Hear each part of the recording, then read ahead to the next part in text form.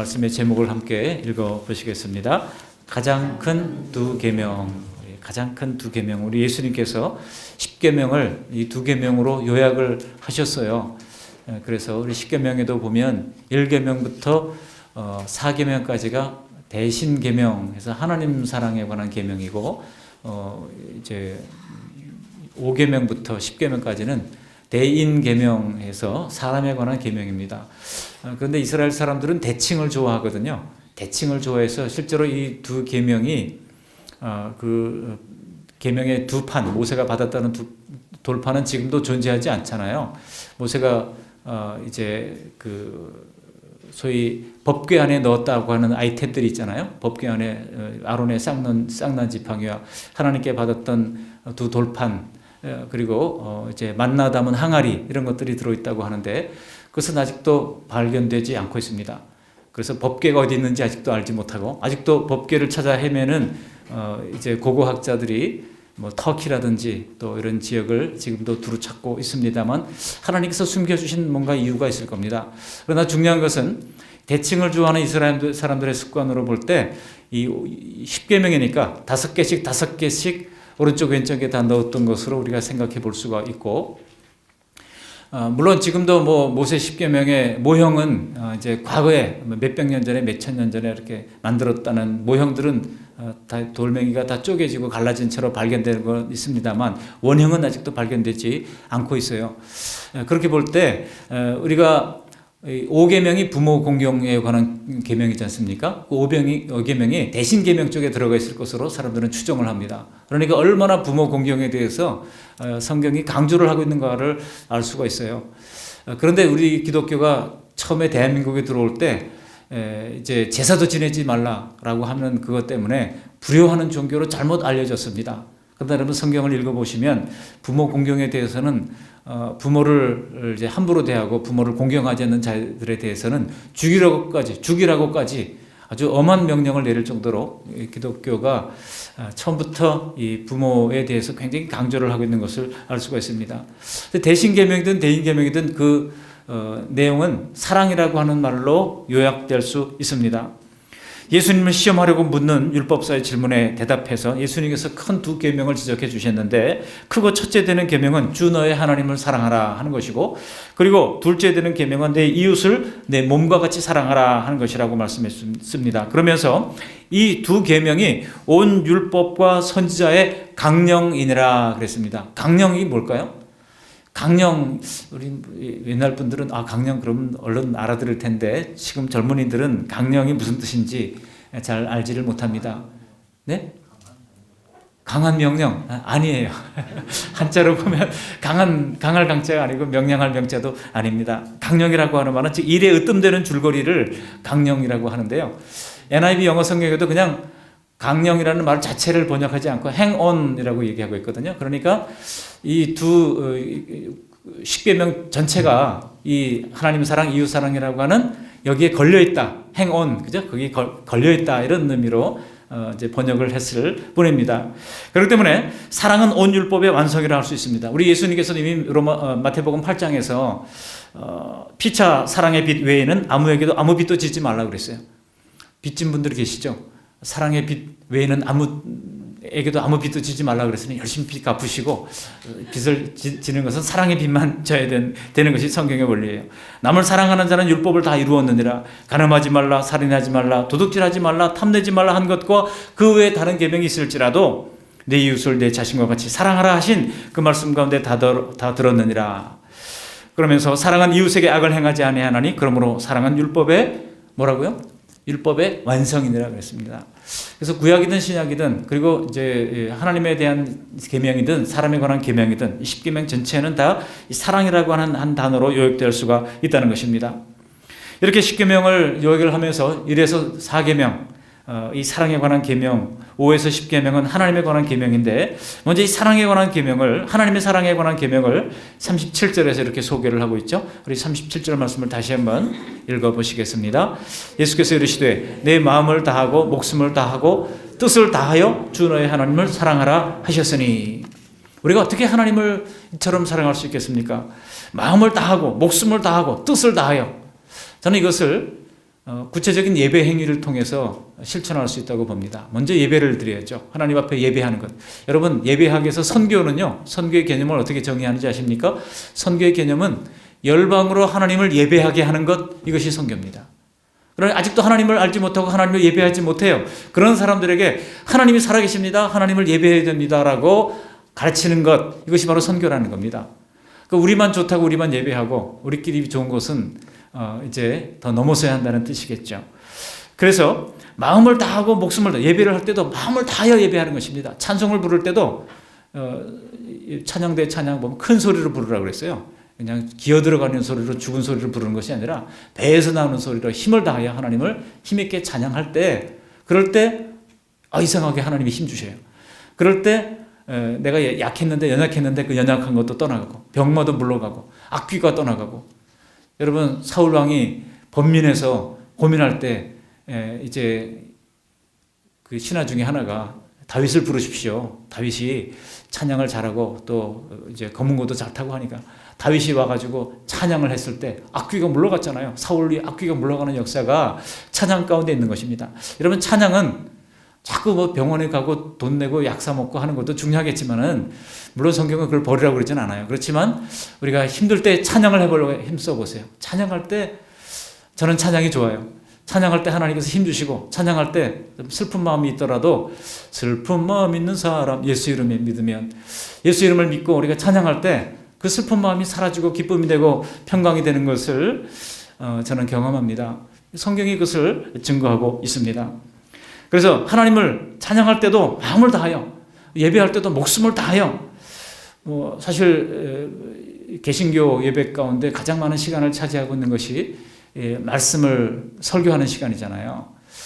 그전에는 그렇지 않았어요. 그전에는 성찬식이 모든 예배마다 성례식이 시간을 많이 차지했지만은, 그러나 목사로서 어떻게 예배를 해야 되겠습니까? 목사로서는 말씀을 준비하는데 목숨을 거는 겁니다. 최선을 다해서 말씀을 준비하는 것, 그것이 하나님을 바르게 예배하는 것이고, 또 여러분들은 하나님 말씀을 정말 내게 주시는 말씀으로 하나하나 귀 기울여서 듣고 우리의 삶 속에 적용하려고 애를 쓰는 것, 그것이 목숨을 다하여 예배하는 것입니다. 뜻을 다하여 예배하는 것입니다. 하나님은 사랑받을 만한 가치가 있는 분이십니다. 우리가 좋고 예쁘고 가치 있는 것을 사랑하는 것은 너무나 당연하지 않습니까? 근데 하나님은 어떤 분이십니까? 하나님은 지식에서 전지하신 분이십니다. 능력에서 전능하신 분이십니다. 존재에서 하나님은 어디나 계시는 분이십니다. 뿐만 아니라 도덕적으로는 거룩하신 하나님이시고, 성품에서는 좋으신 하나님, 좋으신 하나님, 좋으신 하나님, 참 좋으신 나의 하나님. 우리가 괴롭다가도 하나님, 좋으신 하나님을 생각하면, 그래, 좋으신 하나님이 나를 도와주시겠지, 우리가 좋으신 하나님이 나를 내치지 않겠지, 그런 기대를 가지고 하나님 앞에 기도하면 어느덧 그 모든 슬픔과 우울함 이런 것들이 사라지고 우리 가운데 한번 도전해 볼 만한 힘과 용기와 은혜를 베풀어 주시는 것입니다. 사람들이 엄두가 나지 않는다 그러잖아요. 엄두가 나지 않아. 뭘 해야 되는데, 김장을 해야 되는데 엄두가 나지 않아. 무릎 꼬매기도 아프고 허리도 아프고. 근데 엄두를 내면, 그 다음에 우리나라 속담에도 있잖아요. 시작이 반이에요. 시작하면 이제 벌써 이제 다 된 거나 마찬가지예요. 시작이 반이다. 엄두를 내는 겁니다. 하나님의 능력을 힘입어서 엄두를 내면 그 다음은 하나님께서 채워주시는 거예요. 우리가 뭐 냉난방기 이제 뭐 설치를 해야 되는데 견적을 받아보니까 한 분은 2천만 원, 한 분은 2,900만 원 견적이 나왔어요. 어떻게 그렇게 차이가 나는지 모르겠는데, 그래서 몇 군데 또 받아봤어요. 근데 이제 오씨라는 분이 뭐라고 그러시냐면은, 누가 합니까? 이거 누가 이걸 이제 원청이 누굽니까? 뭐 물어봐요. 그래서 이제 허 사장님이 있고 이제 안 사장님이 있고 그래요. 근데 그 하시는 분이, 자기는 설비를 하시는 분, 오씨라는 분이 설비를 하는 분인데, 두 사람 다 잘 알고 아마 어느 쪽에 우리 교회가 부탁을 하든지 그분이 저를 부를 겁니다. 제가 결국 와서 해야 됩니다. 그런 얘기예요. 그래서 제가 그분한테 한참 물어봤어요. 어떤 분이 좋냐 물어봤는데, 좀 이따가 말씀드리겠습니다만, 많은 비용이 들어가요. 2천만 원이든 2,900만 원이든. 사실 우리 그 말씀교회 양문교회 이제 합병하면서 그 말씀교회 보증금으로 들어있던 것을 교회 리모델링 하는데 사용하려고 했습니다. 근데 이거는 범위를 벗어나요. 범위를 벗어나기 때문에 이미 우리가 많은 이제 돈을 썼습니다. 앰프 하는데 300만 원, 여기 걸려 있는 거 350만 원, 또 뭐 외벽 청소하고 간판 다는데 930만 원 계속해서 돈이 들어갔어요. 주일학교 예배실 꾸미는데 계단 뭐요? 그 저 안전바 설치하고 매트 까는데 130만 원.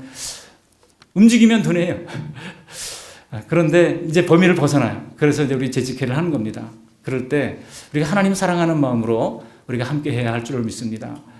여러분, 혼자 하면 힘들어요. 그러나 같이 하면 하나님께서 그저 십시일반으로 같이 도와서 큰 일도 하게 하시는 것입니다. 저는 제가 20대에 제가 선교단체로 섬겼던 선교단체 건물을 지었어요. 그 건물을 지을 때 그때 그 뭐 학생들이 모여가지고 건물을 짓는다는 게 참 말이나 됩니까? 어떻게 간신히 이제 60평 시에서 이제 그 토계공에서 이제 분할을 받아가지고 거기다가 이제 우리 짓기로 하고 작정을 하고 근데 힘들면 우리가 한다 막 그러면서 달려들어가지고 시작을 했어요. 근데 터파기를 하면서 포크레인이 와서 팠거든요. 근데 이제 포크레인이 다 팠다고 그러고 이제 가려고 그러는데 사람들이 모여가지고 포크레인 저거 부르는 거 비싼데 30분만 아직 30분 더 남았거든요. 우리 약속한 시간이. 혹시 더 좀 파주면 안 되냐? 왜냐면 나중에 하다가 모자라면 우리가 퍼내려면 얼마나 힘드냐. 그러니까 포크레인 보고 30분만 더 파달라고 그랬어요. 그 포크레인이 더 팠어요. 나중에 이제 설계를 하고 거기를 하다 보니까 너무 많이 파가지고요. 그거를 학생들이 새카맣게 달려들어가가지고 그 삽으로 그거를 다시 메우느라고 너무 힘들었어요. 야, 포크레인 앞에서 삽질하는 게 이런 거로구나. 그때 깨달았어요. 그런데 중요한 것은 그렇게 학생들이 뭐 해가지고 얼마나 많이 절약이 됐겠습니까? 알고 보면 더 맨날 와서 국수 끓여 먹느라고 돈이 더 들었을지도 몰라요.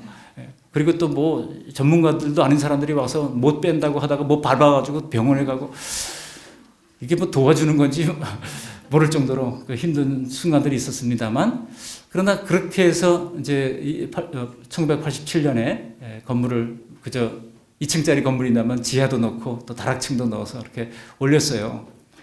어떻든 뭐 외관상으로는 4층이 이제 생긴 거예요. 그랬는데 그거 할 때도 사람들이 십시일반으로 정말 이렇게 했습니다. 그러다 보니까 힘들었지만 시작하니까 마무리가 되더라고요. 그래서 제가 9월 12일 날 그 건물에서 결혼을 했어요. 그 건물에서 결혼식은 내가 여기서 한다. 그랬는데 이 건물이 아직 끝나지 창호도 안 들어왔어요. 이 청첩장은 이미 다 돌려놨어요. 큰일 났어요. 그 전날까지 제가 주변 청소하느라고 쓰레기 태우고 막 하다가 그 쓰레기 막 속에 뭐가 들어있냐면은 다 쓴 부탄가스 통이 몇 개 들어있었어요. 제가 막 태우고 막 쓰레기 하는데 얘가 뻥 터져가지고요. 이제 눈을 스쳤어요. 내일이면 결혼시켜야 되는데. 피가 막 철철 나는데 그래가지고 막 처음으로 파운데이션이라고 하는 것을 발라보고 제가 결혼식에 섰었던 기억이 납니다. 여러분 주님을 사랑하는 마음으로 했을 거예요. 주님을 사랑하는 마음으로 국수를 끓였을 거예요. 주님을 사랑하는 마음으로 못을 빼는 일들에 다 동원됐을 거예요. 사모래를 막 개가지고 1층부터 그 꼭대기까지 올라가느라고 우리 학생들 굉장히 많이 수고를 했습니다. 그랬더니 지금까지 큰 문제 없이 견고하게 서서 센터 역할을 하는 것을 봅니다. 여러분 우리가 하나님을 사랑할 때 마음을 다하고 목숨을 다하고 뜻을 다하고 힘을 다하여 주님을 사랑하면 주님께서 공짜가 없으셔요. 주님께서 갚아주시고 채워주실 줄 믿습니다. 그러므로 우리는 10계명 중에 특별히 1계명부터 4계명을 하나님을 사랑함으로 지켜야 할 것입니다. 이것은 괴로운 의무가 아니에요. 사랑하면 즐거움으로 지키게 됩니다. 괴로운 게 아닙니다. 하나님 외에 다른 신을 내게 있게 하지 말라 그랬으니까 나 외에 다른 신을 내게 두지 말라 그랬잖아요. 1계명이. 2계명은 우상을 만들지도 말고 절하지도 말고 섬기지도 말라 그랬지 않습니까? 3계명은 뭡니까? 여호와의 이름을 망령되이 여기지 말라. 하나님의 이름을 영어 성경에 보니까 미스유스하지 말라는 거예요. 함부로 사용하지 말라는 것입니다. 하나님의 이름을 망령되이 여긴다고 하는 것. 한때 대학가에 장승을 세우는 운동이 막 벌어졌었어요. 장승을 막 세우나요. 그런데 제가 아는 어떤 선교사님, 지금 선교사님 됐습니다만 밤중에 몰래 전기톱을 가지고 와가지고 그 장승을 밑둥을 싹둑 잘라놨어요. 그랬더니 그 총학생들이 이거 기독교 서클 중에서 어떤 데서 했을 거라고 생각을 하고 인분을 가지고 와가지고 기독교 서클 방마다 다 막 그냥 부어버렸어요.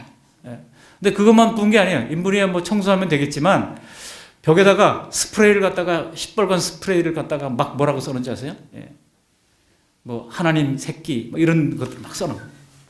야, 그래서 근데 여러분, 저는 그렇게 막 했던 만행을 저질렀던 그 사람들이 잘 될 수가 없다고 봅니다. 왜냐하면 하나님의 이름을 망령되이 여긴 자를 죄 없다 아니하리라 그랬어요.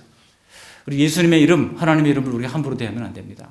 여호와 하나님의 이름을 거룩한 하나님의 이름으로 알고 존중해야 하는 것입니다. 그래서 그 싹둑 자른 친구가 누군지를 우리도 궁금했어요. 그래서 누군가 했더니 나중에 알고 보니까 제가 잘 아는 선교사님, 양구분이에요. 양구분인데 지금 저 베트남에 가서 선교사역 잘하고 있는 어떤 분입니다. 누구라고 말씀드리지는 않겠어요. 그거는 사실 인간적인 열심이죠. 성경에 그렇게 하라고 하지는 않았거든요. 뭐 불교 가가지고 불교 불상을 다 깨부수라고 얘기한 적 없거든요.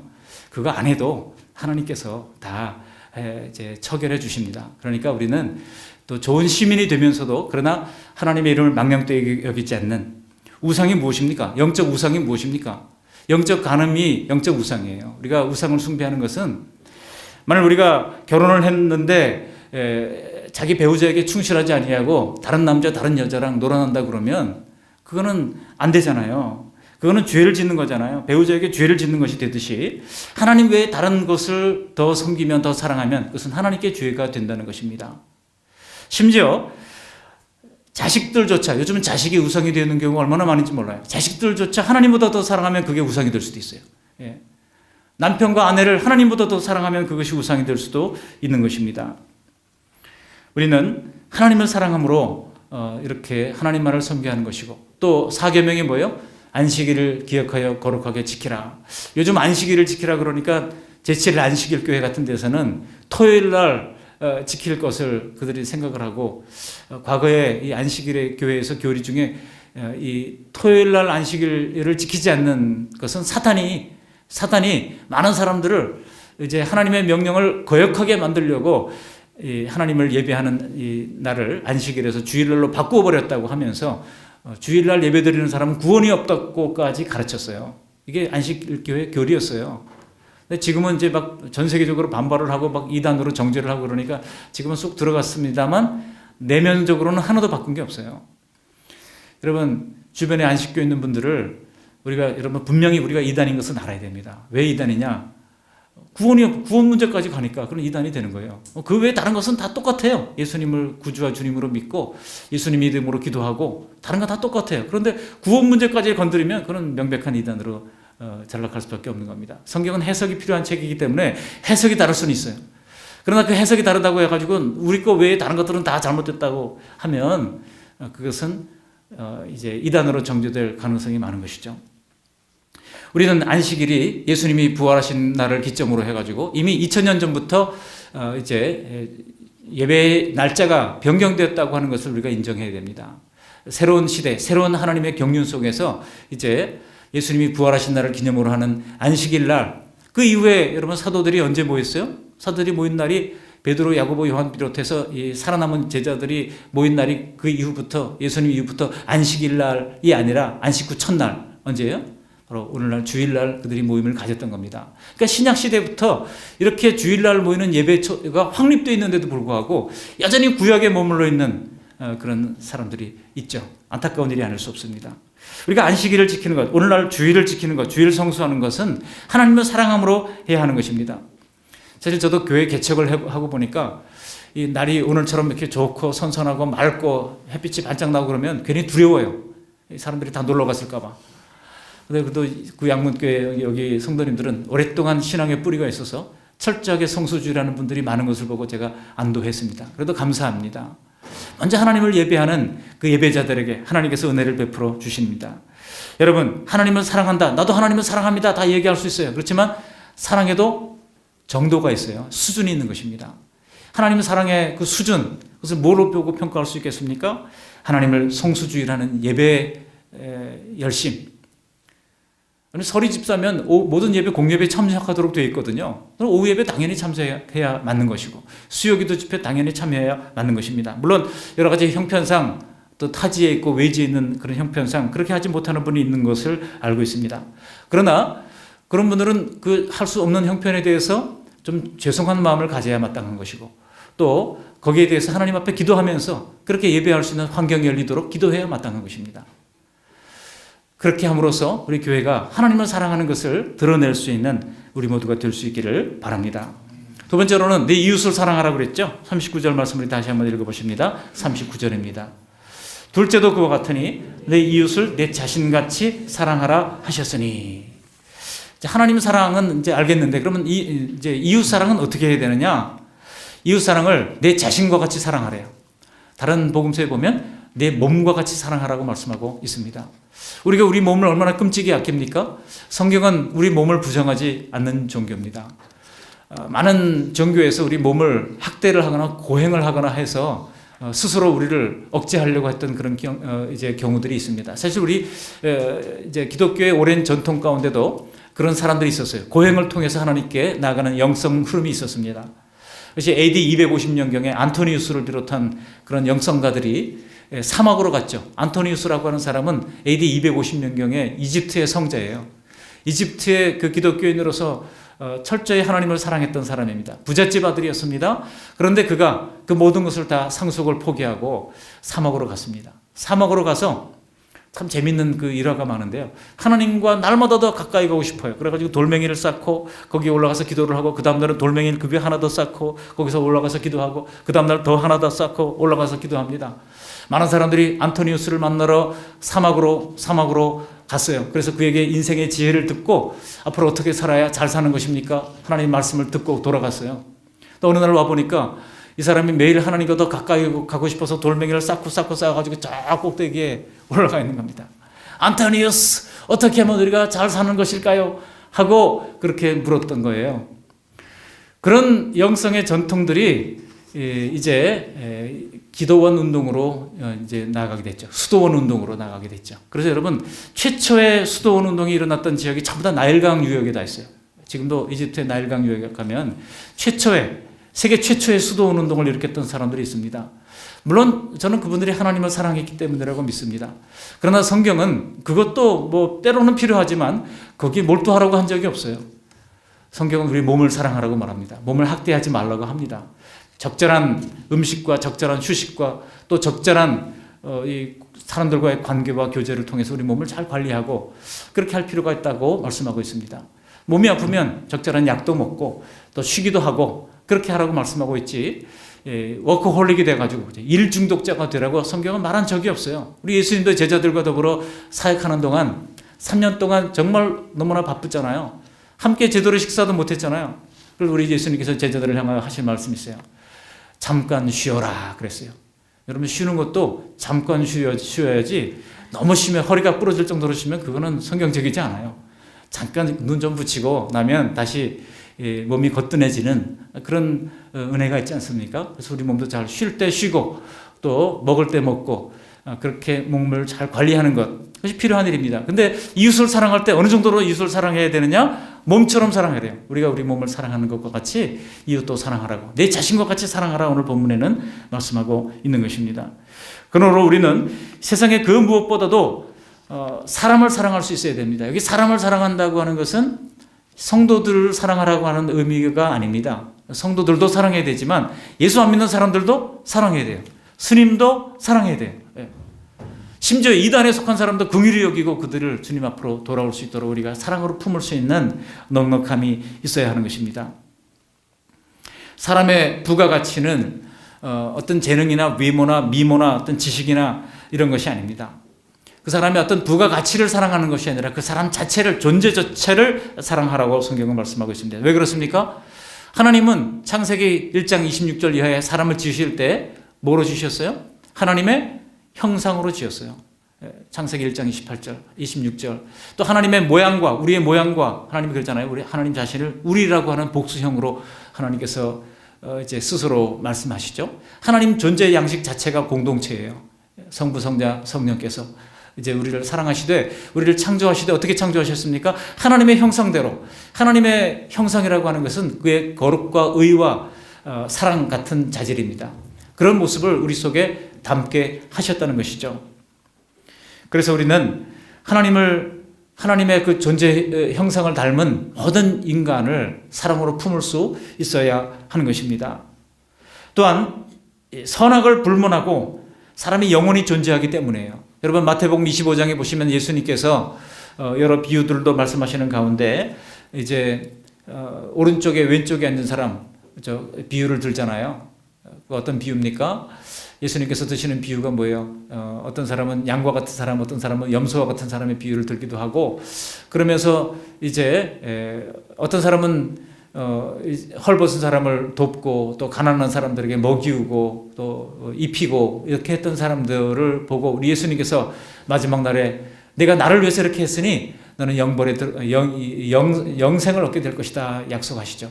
그리고 그렇지 못한 사람들은 영벌에 처할 것이다 라고 말씀합니다. 그러니까 사람들이 막 질문하는 거예요. 우리가 언제 그랬습니까? 라고 얘기할 때 지극히 작은 자 하나에게 한 것이 곧 내게 한 것이라고 말씀하십니다.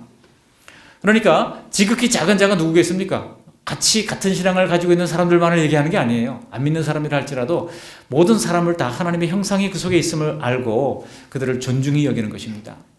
여러분 예수 안 믿는 사람 보고 이 사탄의 자식, 이 사탄아 물러가라 그런 말 하면 절대 안 됩니다. 우리 아내들이 남편이 술주정한다 할지라도 사탄아 물러가라는 말을 함부로 쓰면 안 됩니다.